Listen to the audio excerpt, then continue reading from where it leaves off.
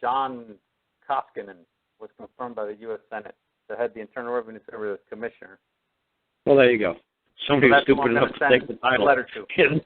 That's got to be the most dreaded title. I would not want to have that title unless the guy just likes punishment, man. So that's who I'm going to send the certified letter to. Yeah, certified. Yeah, certified's cheap, $2. Yeah, that's fine. I'd send him a $2 letter. And again, just keep it simple. Write it to like I'm writing to my grandma. Just no fancy words, no nothing. Just hey. Fancy smashy. No, just say, look. I tried to, I'm having an issue with your agency. Back in 2009, they said what I was doing was frivolous. I tried to explain to them. I'm a very simple man. I do not understand how, what this frivolous means. Can you please explain it to me? And nobody did. And now, they're taking my money from me, my property. They're taking my property. They're taking what's rightfully mine from me. And I wish your agency to stop because it's causing me injury. It's causing me, it's causing me harm or injury or loss, or all three of them. It's actually damaging, my life. It's actually causing harm and injury to in my life. Something simple like that. Okay. They say, if you don't mind, can you look into it for me? And if you're a very busy man, which I'm sure you are, can you send me to the appropriate agent? Can you assign somebody in my case? Or can you assign somebody, to this matter? Not my case, because they don't have a case yet. Just say, can you assign somebody to see into this matter? Just something really sweet and nice, man. Okay. So at this point, don't even think. I'm not even gonna. It's really gonna mess with their minds when you're so freaking nice. Okay. They're gonna put They're gonna take your letter, put it on. They're gonna take your letter, stick it above the water cooler. Say, look at this guy. Look at this lovely effing letter. I got people's letters like that thumbtacked on my walls in my house. Okay. Some man that died not too long ago, Yoma died, and he was a guy we were working with through the IRS, and he just had a stroke and died on us in July. And he wrote me a hell of a letter before he died. He didn't know he was going to die. I don't know he was going to die. But he said it was, he enjoyed meeting up with me and Gus and them in Tennessee, and he said he's looking forward to working with us and solving this IRS dilemma that he got himself into years ago. And he says, God willing, hopefully we'll all meet up again real soon. And I talked to his wife about it because he donated some money, and I said, I don't want his money. And she said, he wants you to have it. I said, I still got the check. I didn't cash it. I said, it just doesn't feel right. I said, she says, no, take it. He really loved talking to you guys, and he used to talk about you guys all the time. He was really glad that you came down and you met him. And I said, man, it's amazing, man. I said, yeah, God, we will meet again, hopefully, on the other side somewhere. But I said it's amazing that he was in such good health. And, like I said, the stupid IRS stuff, man, really stresses the crap out of people. It does. And it's unbelievable what a piece of paper, the impact it can have over somebody. And like I said, I wanted to get Jonathan on a show tonight, and I don't think Jonathan's on, but I'll check. And he said that it worked out great for some man in Canada because the man just walked in to court and basically said, for a foreclosure, just said, I'm a man and I'm here to pay any debt. If any man comes forth with a debt and he's willing to verify that it's true, I'll pay whatever debt that any man lays before this court today. So they said, like, the attorney for the bank was like, well, it's right here. I got the paperwork right here. And the guy just said to the judge, I think it was the lady, he said, if any man is willing to take that witness stand today and verify that there's a debt and that debt is true, I'll pay any man who comes forth to this day, takes the stand and verifies that it's true. And an attorney kept saying, it's right here. I got it right here. I got the paperwork right here. And he said after a while, the attorney for the other side was like doing jumping jacks, trying to get him to notice that he had the paperwork right here, and he was reading all the paperwork out. And the guy just kept saying, if some man is willing to take that stand and swear that it's true, that there's a debt that is due, I will pay it. He says, if no man's coming forth, and it was like the third time he said it, I wish for this case to be, dismissed until the man appears. And the judge dismissed it. It's that simple. Wow. There's nothing to this. It's just like you said, just learning to be a man. Yeah, and calling out another man. If you're a man, you know how to stand up and fight like a man, and you know how to call out another man and throw the glove down and you say, you want to dance? Let's dance. Okay. Carl, that last thing I wanted to run by you. It's kind of a different subject, real quick. It was a traffic case I went to. I guess let me say this before, because Bali, I don't know if Bali's still listening, but somebody asked me that the other day. They said to me, "What dictionary did you use?" And some guy said to me that he was using Black's Law. I said, "Oh, that's ridiculous. That's the old French. It's the Code Noir, the Black's Law." I said it's basically explained how French colonists were supposed to treat their slaves that they brought over to the New World. And when you had a slave in the New World, it was funny, the slaves actually had a lot more social services provided for them than, say, a normal white man, a pilgrim, whatever, who jumped off the boat, got on a boat in England, wherever, and landed here. He had no social security net. He had nobody who was held liable for his survival. But the slaves, the Code Noir, basically was the Civil Rights Act of, I think it was 1860, was it 1865 or 1860? There's a Civil Rights Act of 1865, 1867, and then the other one everybody knows, 1965 Civil Rights Act.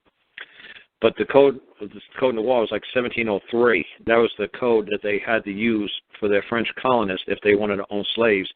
They had to provide their slaves with food every day, shelter, clothing, medical, dental, retirement, housing. They had to provide, just because the slave broke his leg, they couldn't take him out in the field and put a bullet in his head. Just because the slave got old, they couldn't just throw him out a cliff into the ocean.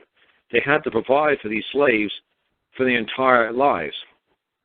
So when you see the Civil Rights Acts, you see all these social service programs, you can see where these people felt that they were entitled to getting government benefits because they always were, since they were dragged off the boat.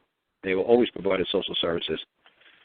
So, but like, say, a normal free white guy, nobody was going to provide him housing for his entire life. Nobody was going to provide him medical or dental. Nobody was going to provide him with food or water. He had to figure out how to fight on his own. He had to battle through the jungle in the United States by himself.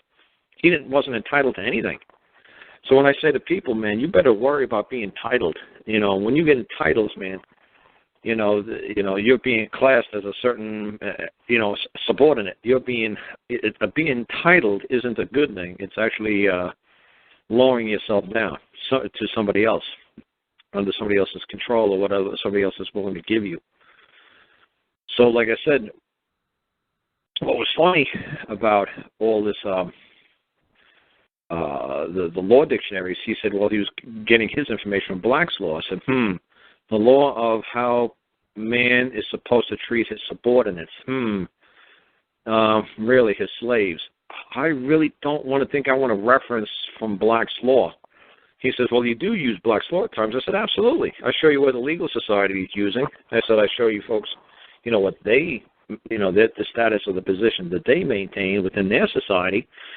But no, I said, I use many different kinds of dictionaries. And he says, well, what kind of dictionaries? So just because he asked me what kind of dictionaries, I said, oh, I use Bouvier's is a good one, or Johnson's. I said, you had Sam Johnson, and I think his son name was Jay Johnson. I said, that's where they wrote the Declaration of Independence and the Constitution from. They used the Johnson's dictionary, so if you wanted to know what those words were. I said, you could use Harrison's dictionary, or Tomlin's. He wrote a hell of a good dictionary. I said, if you want to use Joseph Chitty, which is actually Chitty, I said you could use that as well. But it was funny, he was just asking me all of these dictionaries that I used to make my dictionary. There's somebody called Vital, Vattel. He had a dictionary as well, and he basically wrote the Law of Nations. So I'm trying to remember who's that guy who had a show kind of like mine, and he was doing this Law of Nations. He found Vitel's book. And he started trying to set up this. Was that Vital? Yeah. Vittel? Vattel. Vattel. But I'm trying to remember. He was trying to set up his own. Who's those crazy guys? Divine Providence, Divine Madness guys. I think they found that book, and they were starting to say, wow, how do you set up a nation? How do you set up, that it's recognized, globally, internationally? But Ballantyne's is a good law dictionary. I'm just trying to think of all the dictionaries. Coke's or Littleton's, those are good sources. So like I said, somebody asked me, I think I said Sheridan's already. But like I said, somebody asked me, what law dictionary, or what did you use, to write your own dictionary? I said, just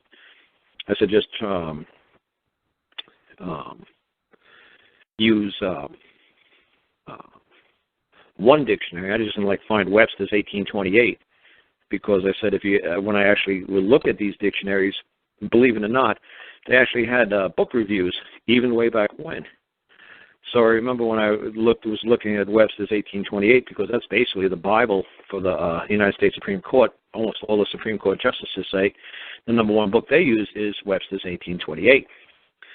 And what I think is funny is, if you read the London book reviews, the London Times book review in 1829, they said this guy Webster took such creative and liberal, liberties of the English language. He basically perverted the English language, convoluted it, twisted it. He made a mockery of what we've been using as the standard version of, English since Coke and Littleton's time.